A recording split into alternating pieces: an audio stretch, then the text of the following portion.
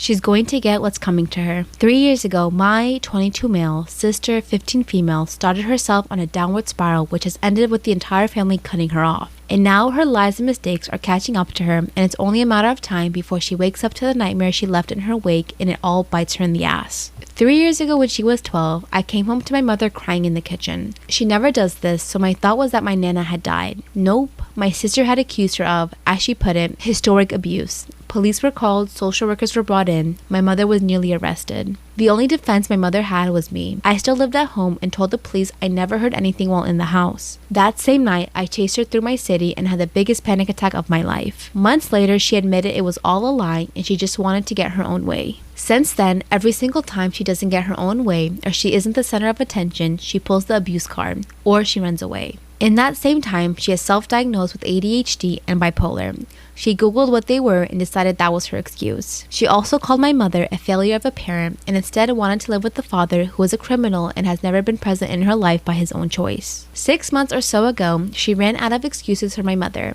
I moved back home for university, and because I had huge positive changes in my life, I took the spotlight off of her. As my punishment, she accused me of sexually assaulting her almost 8 years ago. This of course never worked because the entire family backed me and I had proof that it was all fake. I was in the hospital 90% of the time around that time, doing exams at school, and anytime I was home, my sister was out of town on extracurricular activities. To this day, my sister still tries to run everybody's lives around her.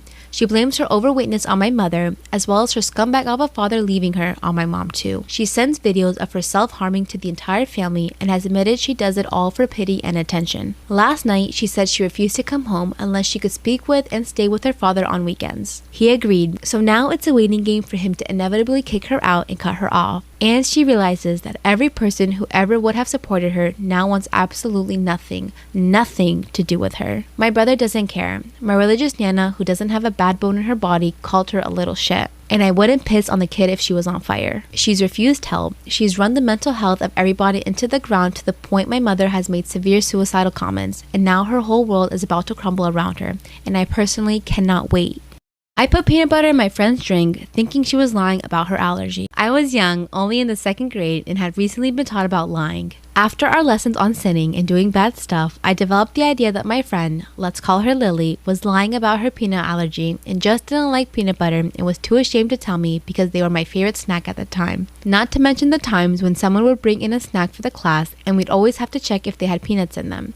If they did, the whole class couldn't eat them so that she wouldn't feel left out. I was tired of what I thought was a dumb, made-up lie and decided to take matters into my own hands by bringing a jar of peanut butter and waiting for the perfect moment to strike. Once it's snack break, I waited until Lily went to the bathroom to take out my peanut butter jar to slip a spoonful into her cup, shaking it good so she wouldn't suspect a thing. When she came back, she sat down and drank some of her peanut butter-infused water. As she did, I watched with wide eyes, making sure to take in every detail, now convinced that she's been lying the whole time. Suddenly, Lily started coughing uncontrollably, choking and thrashing herself all over the floor. It also didn't help that she forgot her EpiPen at home that day, causing her to convulse and forcing my teacher to call the ambulance. It turned out she was severely allergic to peanut butter, and I never had the goal to tell her what I had done that day. We're still friends today, and she strongly believes that her father was trying to kill her that day since she got into a fight with him the day before regarding her dead mother. Am I the asshole for making it clear how I'm not entirely happy at my best friend's wedding during my maid of honor speech? On Saturday, my childhood best friend got married. After they got serious, our friendship changed. I know I should respect her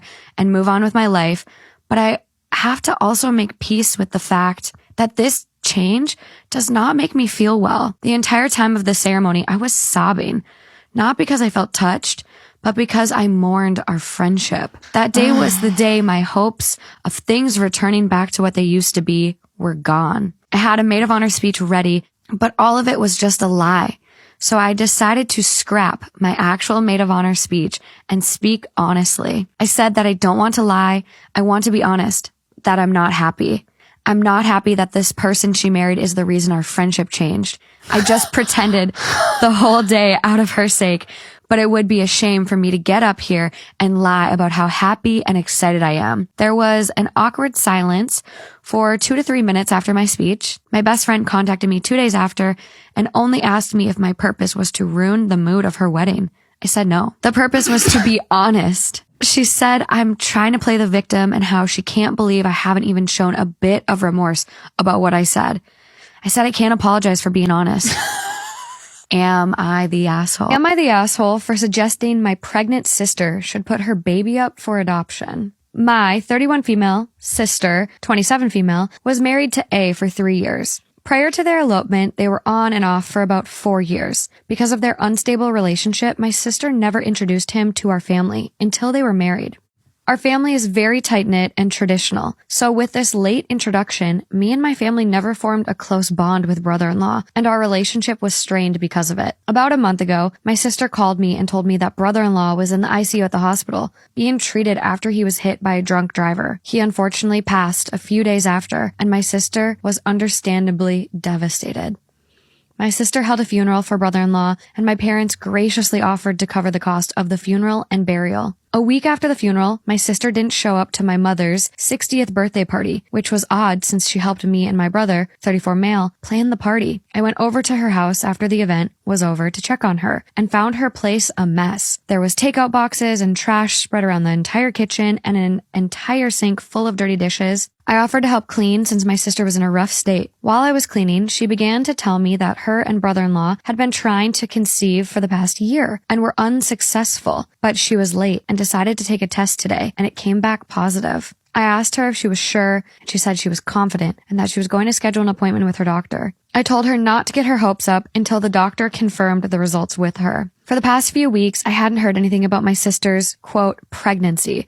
So I thought it was a false positive and that the signs were just from the stress of her loss. Today, during our Sunday dinner with our parents, my husband and brother and sister-in-law and their kids, my sister announced that she was pregnant. My parents were shocked, to say the least, and my sister-in-law immediately began congratulating my sister. After the dinner, I asked my sister if we could talk in private and brought her away from the rest of the family. I expressed my concerns to her and asked if she was truly prepared to be a mother right now, if she can't even take care of herself. My sister got mad at the comment and said I have no right to comment on how she chooses to grieve and that her baby is the last piece of her late husband. I asked her if she was truly prepared to be a single mother, even though it would ruin any chance of her moving on, since no man wants to date a single mom.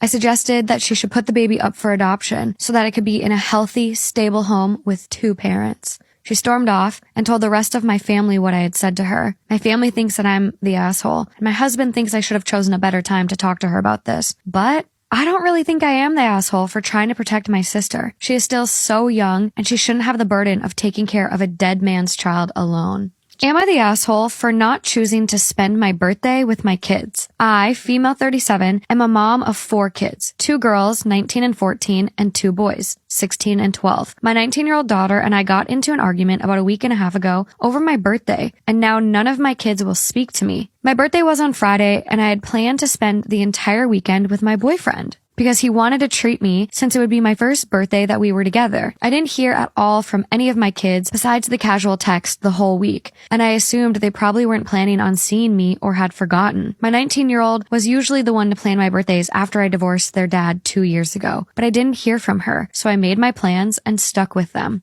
On Friday, I didn't get a single happy birthday text from my kids. This made me a little sad. But again, I just assumed that teenagers will be teenagers, and they were busy. They told me they were staying at their dad's this weekend. My boyfriend picked me up from work and drove me home so I could change into something nicer because we had plans to go out to dinner. When we got to my apartment and walked in the door, the lights suddenly turned on and my kids jumped and yelled, "Surprise!" Turns out they hadn't forgotten, and all 4 of my kids were there, and they had decorated my apartment with all types of balloons and decorations. I was so happy that they hadn't forgotten. And my 19-year-old gave me a big hug and said she was sorry. They made me think they had forgot. I gave them all big hugs and kisses for being so sweet to me. Then I told them about my boyfriend and I's dinner plans. My kids were upset that I wasn't staying. I apologized and told them I had made plans because I didn't think we were doing anything together. My 19-year-old requested to move the party to the next night, but I told them I couldn't because I had plans for the entire weekend with my boyfriend. They then asked if they could at least go to dinner with us, and I told them no, on account that my boyfriend does not like children. Go on. And him and my 19-year-old do not get along, so this would be very awkward. At this point, my 19-year-old got very upset and started to argue with my boyfriend for stealing me away on my birthday, and also at me for not even wanting to spend time with them. I tried to tell them that it was my birthday and I was allowed to spend it how I wanted, and I got to spend it with them every year, and that this year was special. My 19-year-old again started to yell, and by then my boyfriend stepped in and told her to stop acting like a brat, and then all of my kids started yelling at us. We ended up leaving and going to dinner, and I did spend the weekend with him, but my kids are very mad at this and are now staying exclusively with their dad for the time being. Good. Was it so wrong to want to spend my birthday how I wanted to?